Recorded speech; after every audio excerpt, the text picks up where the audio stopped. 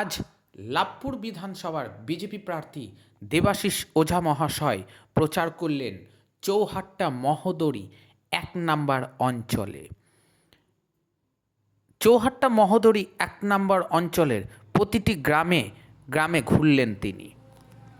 দাবদাহ রোদের মধ্যেই তিনি প্রচার সারলেন, সাধারণ মানুষের সঙ্গে জনসংযোগ করলেন। মানুষের উচ্ছ্বাস ছিল চোখে পড়ার মতন। সাধারণ মানুষ ফুল দিয়ে বরণ করলেন বিজেপি প্রার্থী দেবাশিস ওঝা মহাশয়কে। এই ফুল দিয়ে বরণ করার পরে দেবাশিস বাবু খুবই আনন্দিত হয়েছেন এবং বয়স্ক মানুষকে কাছে পেয়ে তাদের পায়ে হাত দিয়ে প্রণাম করে আশীর্বাদ চেয়েছেন। এই বিধানসভা নির্বাচনে আমি যেন জয়লাভ করতে পারি, আমি সাধারণ মানুষের সাহায্য করতে পারি অনেক বেশি, এই বলে তিনি আশীর্বাদ চেয়ে নেন এবং প্রচারের মাঝে মাঝে কোনো মন্দির দেখা পেলে সেইখানে গিয়ে মাথা ঠোকেন। আজ গেছিলেন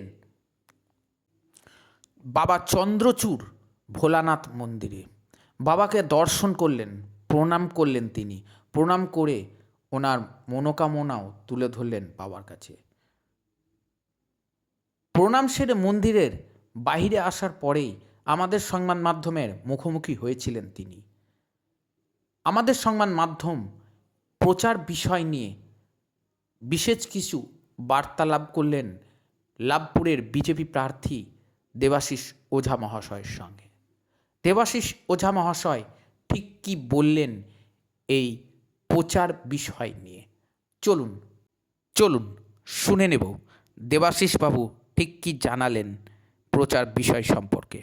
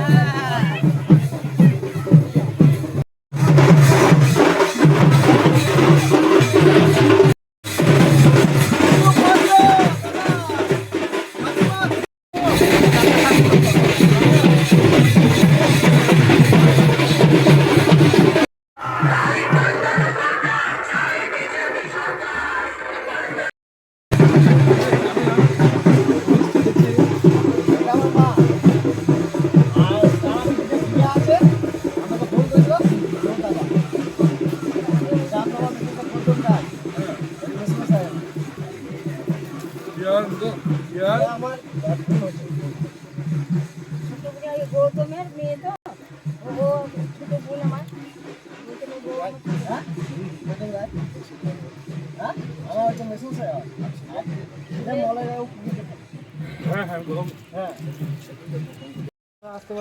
যেন শান্তি প্রতিষ্ঠা করতে পারি, পাপ থেকে শত যোজন দূরে থাকতে পারি, লোভ থেকে দূরে থাকতে পারি, শুধু এই আশীর্বাদ করুন। মানুষের সেবা করে, মানুষের হিতে যেন জীবনটা বিলিয়ে দিতে পারি।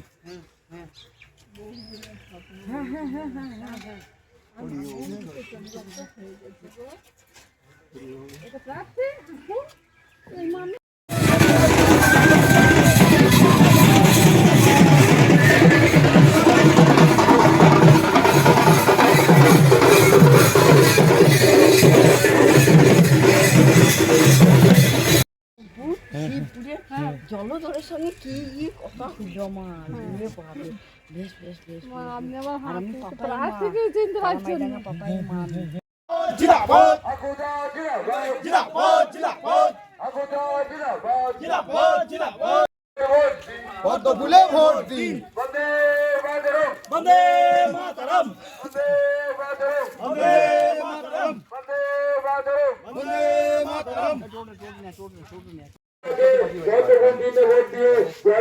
বাড়ি না পাইতে কারা বাড়ি পাবো এবার একবার পাল্টা তারপরে আমাদেরকে দিয়ে দেবে বাড়ি একটা 15 বছর দেখবে 5 বছর দেখো শুধু 5 বছর একবার দেখ প্রতি বছর তৃণমূল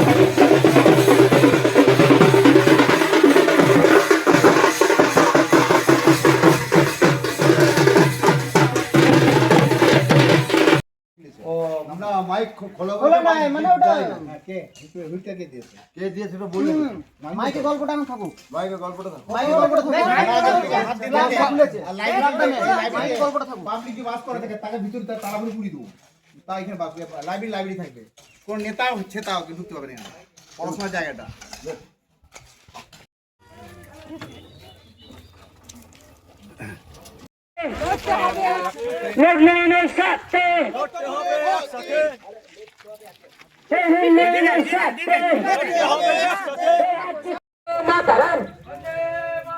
भारत माता की भारत माता की वोट वोट वोट पूर्ण वोट वोट वोट पूर्ण तेसप्पील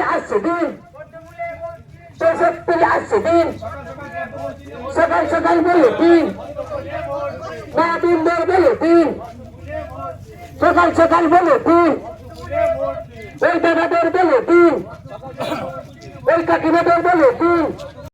দাদা আজকে তো 1 এপ্রিল আর হাতে গুনে কয়েকদিন পরে তো ভোটের নির্বাচন আরম্ভ হয়ে যাবে। তো যে এই পর্যায়ে এখনও পর্যন্ত আপনারা কতটা আপনার যে প্রচার এই প্রচারটাকে আপনারা সারলেন?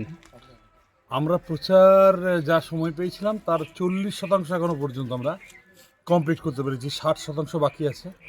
আমরা আশা করছি নির্দিষ্ট ডেটের ভিতরে সমস্ত জায়গা করে ফেলব। যেহেতু আমাদের পায়ে হেঁটেই করতে হচ্ছে, টাইম একটু লাগছে। আজকে থেকে একটা টোটো নিয়েছি, কারণ সেভাবে হয়তো বড় আর্থিক সমস্যা নেই, গাড়ি একটা পাওয়ার কথা ভেবেছিলাম কিন্তু এখনও পাইনি। যদি পাই তাহলে একটু দ্রুততার সঙ্গে হবে প্রচারটা। আর এখানে এলাম চন্দ্রচূড় তলায়, বাবা মহাদেবের আশীর্বাদ নিলাম, সকলের মঙ্গল হোক, আমার বিরোধী পক্ষেরও মঙ্গল হোক, সবাই ভালো থাকুক, সুখে থাকুক, এই আশা নিয়েই আমার আশা। আর আমি মূলত এসেছি রাজনীতিতে আমার গরিবের সেবা, আত্মের সেবা, আইনের শাসন প্রতিষ্ঠা করার লক্ষ্যে। শুধু এইটুকু হলেই মানুষ ভালো থাকবে, এই আশা নিয়েই আমার নির্বাচনের লড়াই। দাদা যেটা দেখা যাচ্ছে যে অন্যান্য রাজনৈতিক দল যারা রয়েছেন তারা প্রায় নমিনেশন করেছেন, আপনারা কত তারিখ থেকে নমিনেশন করবেন? আমাদের নমিনেশন আগামী কাল 2 তারিখ বোলপুরের নমিনেশন হবে। নমিনেশনের জন্য কি সেরকমভাবে তৈরি হয়ে রয়েছে? হ্যাঁ, নমিনেশনের আমার যারা সমর্থক আছে তারা সব বিভিন্ন যানবাহন নিজেরা ভাড়া করছে যাওয়ার জন্য। বোলপুরে হয়তো 1,5-2 হাজার লোক মিনিমাম হবে, সবাই যাবে তারা, এবং আনন্দের সঙ্গে আমরা নমিনেশন কাল করব। দাদা যেটা দেখা যাচ্ছে যে বিরোধী দলের যিনি সর্বভারতীয় সাধারণ সম্পাদক এবং রাজ্যের একটা বড় জায়গায় বসে রয়েছেন, তার যে সভা, সেই সভাতে বিশৃঙ্খলা এবং চেয়ার ভাঙা বিভিন্ন রকমের উত্তেজনা রয়েছে, এইটা কতটা নির্বাচনে প্রভাব পড়বে? অবশ্যই নির্বাচনে প্রভাব পড়বে। এটা গ্রাম থেকে গ্রামাঞ্চলে আমি বলতে পারি, প্রত্যেকটা গ্রাম শহরে সব জায়গায় 2-4টে নেতা আজকে ফুলে ফেঁপে বড় হয়ে গেছে। সাধারণ মানুষ, গরিব মানুষ কিন্তু কিছু পায়নি। সমস্যাটা সেখানেই তৈরি হয়েছে। আগামী দিন সেই নেতাগুলোকে ছুঁড়ে ফেলার জন্য মানুষ প্রস্তুতি নিয়েছে, নিজের তৃণমূল কংগ্রেসের ভিতরেও সেই প্রস্তুতি আরম্ভ হয়েছে। তারই ফলস্বরূপ দেখছেন বিভিন্ন জায়গায় চেয়ার ভাঙা ও বিশৃঙ্খলা যেটা হচ্ছে। না, যেটা দেখা যাচ্ছে রানিং মুখ্যমন্ত্রী মমতা ব্যানার্জির যেখানে সভা হচ্ছে সেখানে লোক দেখা যাচ্ছে না। আপনারই পাশের বিধানসভা নানুর বিধানসভায় আজকে ওনার জনসভা রয়েছে। এই যে এখন লোক দেখা যাচ্ছে না, এইটার কারণটা কি মনে করছেন? কি তাদের সঙ্গে কি লোক নেই, নাকি বিজেপির সঙ্গে লোক আসার জন্য? না, আসলে এত পরিমাণ মিথ্যা বলতে বলতে এমন একটা জায়গায় পৌঁছে গেছে যে মানুষ বিশ্বাসের জায়গাটা প্রায় হারিয়ে ফেলেছে ওনার উপরে। মানে আমরা সকলেই একদিন পরিবর্তন চেয়েছিলাম, পরিবর্তন করেছিলাম, বামফ্রন্টকে এখান থেকে ছুঁড়ে ফেলতে পেরেছিলাম। সেদিনকে আমরা পরিবর্তন যেটা চেয়েছিলাম সেই পরিবর্তন কিন্তু আজ হয়নি। আজ বামফ্রন্টের যারা বড় বড় নেতা তারা আজকে তৃণমূল কংগ্রেসের মাথায় বসে আছে। সেই জন্যে মানুষজন পুরো বুঝতে পারছে যে এটা আমাদের কাছে একটা ভাঁওতা ছিল।